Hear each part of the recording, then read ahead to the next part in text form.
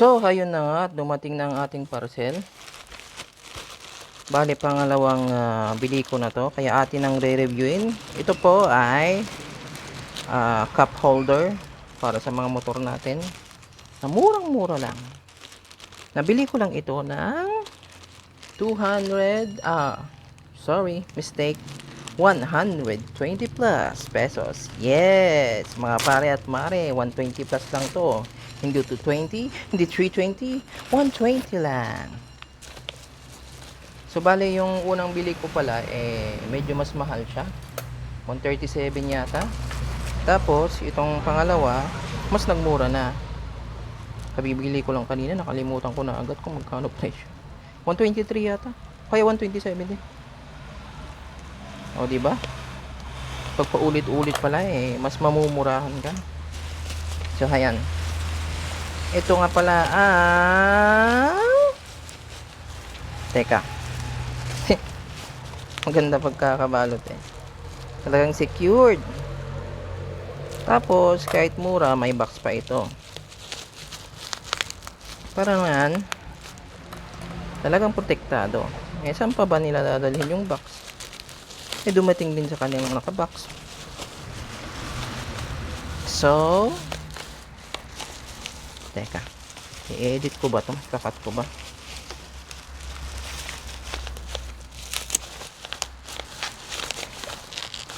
Diyan na siya. Ayan. Ito ang Sumok Chepin cup holder. Bubuksan natin. Tignan natin kung kumpleto.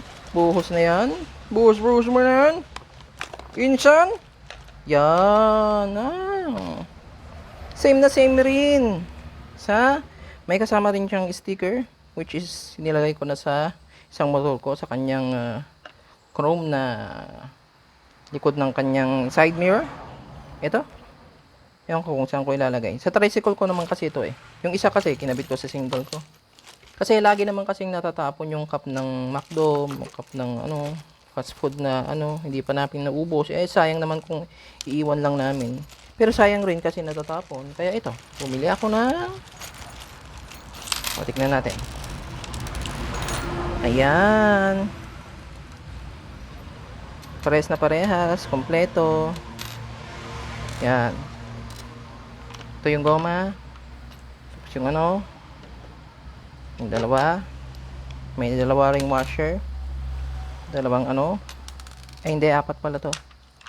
Saan na? Isa, dalawa, tatlo. Yun lang. Kulang yata ng isa.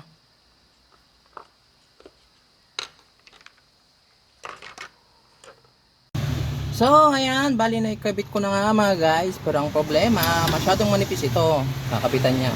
Kaya gagawin ko na lang paraan. Tatalian ko na lang ng goma dito para kumapal. Tsaka ako i-fix kasama ng goma niya. Ayan, thanks for watching. Bye-bye.